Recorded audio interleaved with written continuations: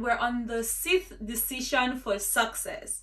This decision for success was given to him by Abraham Lincoln, the 16th president of the United States.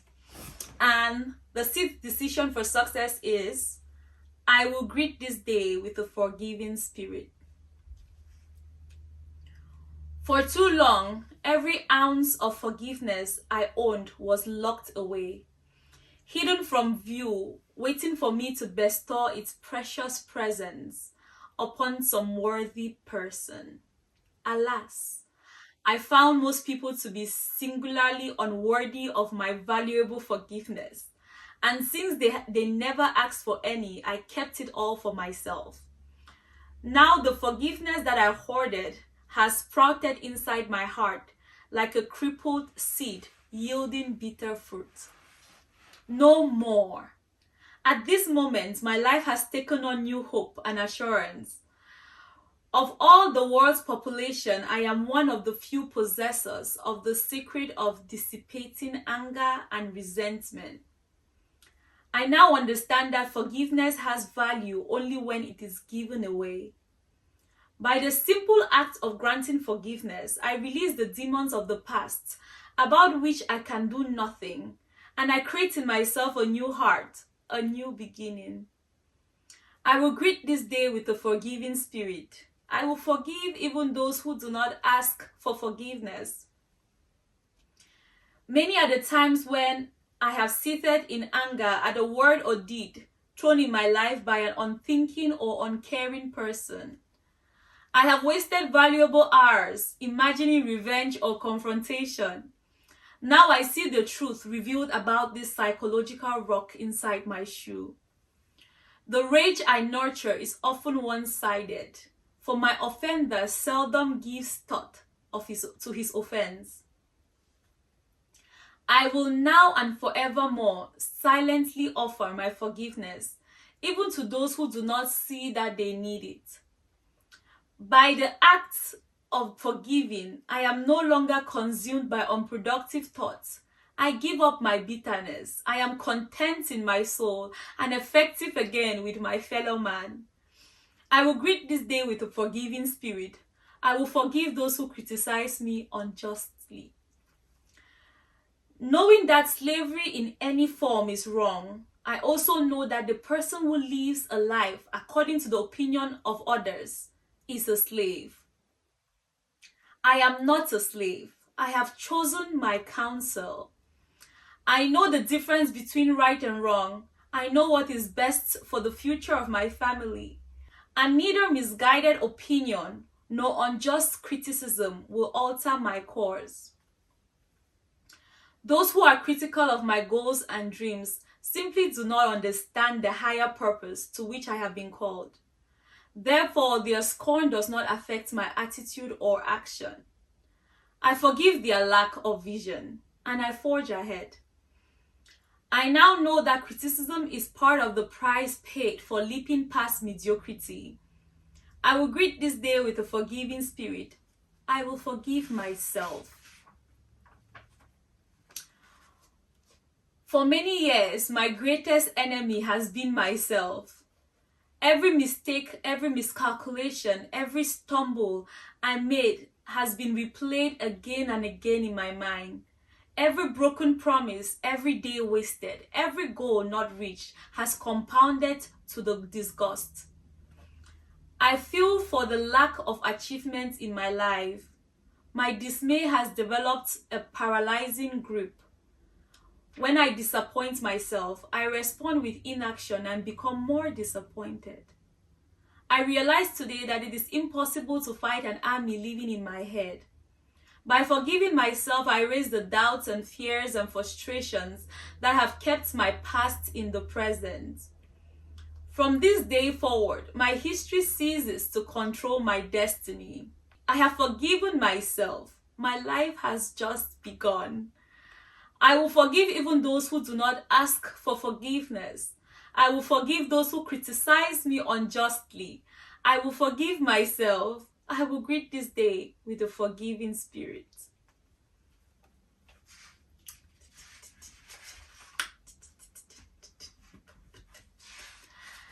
So, calamity, calamity, calamity. All right. And the last decision for success, drum roll. The seventh decision for success is given to David Ponder by Angel Gabriel. I think I said Angel Michael before. Excuse me, Angel Gabriel. So the seventh decision for success is, I will persist without exception. Knowing that I have already made changes in my life that will last forever, today I insert the final piece of the puzzle. I possess the greatest power ever bestowed upon mankind, the power of choice. Today I choose to persist without exception. No longer will I live in a dimension of distraction. My focus blown hither and yon, like a leaf on a blustery day. I know the outcome I desire. I hold fast to my dreams. I stay the course. I do not quit. I will persist without exception. I will continue despite exhaustion. I acknowledge that most people quit when exhaustion sets in. I am not most people. I am stronger than most people. Average people accept exhaustion as a matter of course. I do not. Average people compare themselves with others. That is why they are average. I compare myself to my potential. I am not average. I see exhaustion as a precursor to victory. How long must a child try to walk before he actually does? Do I not have more strength than a child? More understanding? More desire? How long must I work to succeed before I actually do? A child would never ask the question, for the answer does not matter. By persisting without exception, my outcome, my success is assured. I will persist without exception. I focus on results. To achieve the results I desire, it is not even necessary that I enjoy the process. It is only important that I continue the process with my eyes on the outcome. An athlete does not enjoy the pain of training. An athlete enjoys the results of having trained. A young falcon is pushed from the nest, afraid and tumbling from the cliff. The pain of learning to fly cannot be an enjoyable experience, but the anguish of learning to fly is quickly forgotten as the falcon soars to the heavens. A sailor who fearfully watches stormy seas lash his vessels will always steer an unproductive course. But a wise, experienced captain keeps his eye firmly fixed upon the lighthouse. He knows that by guiding his ship directly to a specific point, the time spent in discomfort is lessened. And by keeping his eye on the light, there never exists 1 second of discouragement. My light, my harbor, my future is within sight. I will persist without exception. I am a person of great faith. In Jeremiah, my Creator declares, "For I know the plans I have for you, plans to prosper you and not to harm you, plans to give you hope and a future." From this day forward, I will claim a faith in the certainty of my future. Too much of my life has been spent doubting my beliefs and believing my doubts. No more. I have faith in my future. I do not look left or right. I look forward. I can only persist. For me, faith will always be a sounder guide than reason, because reason can only go so far. Faith has no limits. I will expect miracles in my life because faith produces them every day. I will believe in the future that I do not see. That is faith. And the reward of this faith is to see the future that I believed. I will continue despite exhaustion. I focus on results. I am a person of great faith. I will persist without exception. And that's the end of the 7th decision to success. The book continues, but since this video is only about the decisions to success, I'm going to end here. But before I end, I'm going to add 2 scriptures: Romans 11 verse 1 and Jeremiah 29 verse 11. In the decision to success, Jeremiah 29 verse 11 is already laid out, but I would love for anyone watching this to go read the Passion Translation to Jeremiah 29:11. I'm going to put it on the screen, but I would love for you to go read it on your own and continue even to 13 and just meditate on it. And then for Romans 11 verse 1, faith is the substance of things hoped for and the evidence of things not seen. And that's what faith is. So yeah, this is the end of this video. This is the book. It's on Amazon. I think maybe if I'm in good spirits, I'll put a link to the book below in the description box. But if I do not, you can find it on Amazon. It's very easy to find. You can Google it. And also the author, Andy Andrews, has multiple books that are just beautiful. But this one, because it was a gift from God to me, is such a special book. And if you're listening to all 7 decisions to success, I believe that you will testify or attest to the fact that this is such a beautiful book. When I received this book 3 years ago, there were a few things that I could relate to, like smiling or happiness, or even, what else? I would say mainly smiling and happiness. But the past 3 years, I have been a person that has a decided heart. I've been a person with a forgiving heart. Wait, let me look at the decisions to success and see how far I have grown and how I have become. I know that it's written out somewhere here. Reading this book 3 years ago, there were very few things that I could relate to. I could be, okay, that's how I'm already that. And among the 7 decisions to success, and one of those things was the the 5th decision to success. That is, today I will choose to be happy. I'm a possessor of a grateful spirit. I think that was something that I had already grown in and learned at that time. But I had to grow even more in that. I've grown even more in my gratitude in the past 3 years because of the journey that I was on. But also on every single decision to success, now I can attest that I'm a person that is responsible for my past and my future, and the buck stops here. The complaint has stopped a long time ago, that I took up the reins of my life and I marched forward. Regardless of what my past was, I made new choices and moved. And also I became a person that sought after wisdom.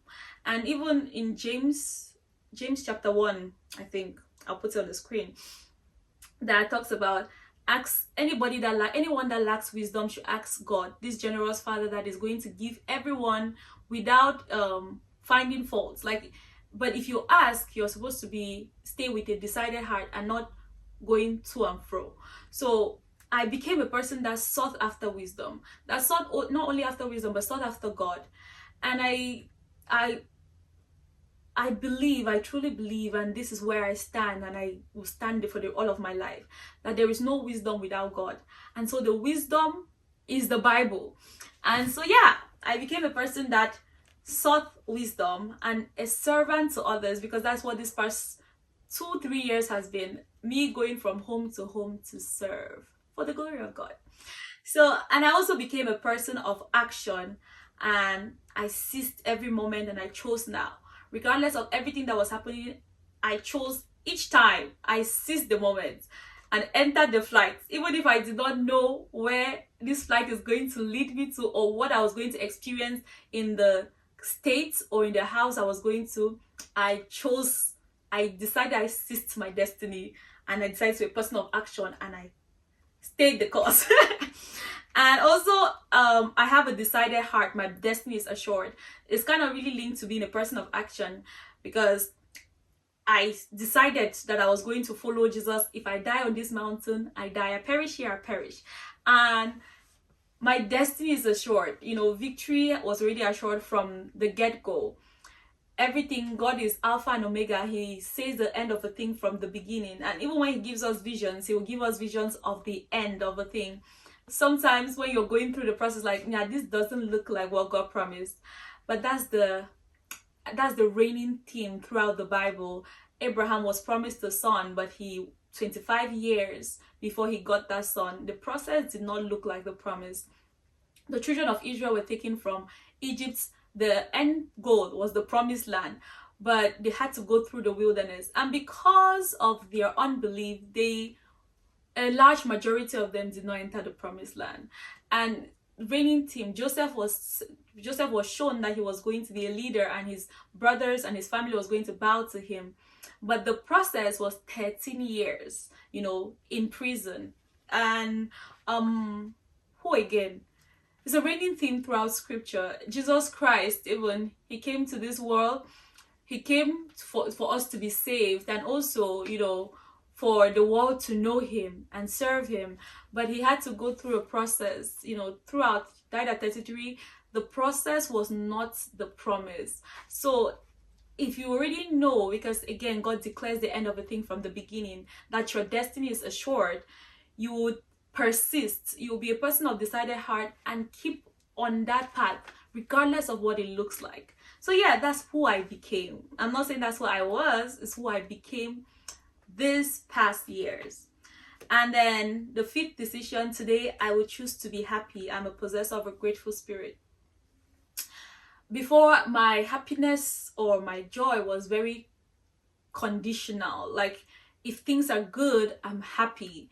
But if things are bad, I struggled. Because I feel very deeply. I feel joy very deeply, and I feel sorrow very deeply. So I struggled. But these past years, I learned to dance with tears in my eyes.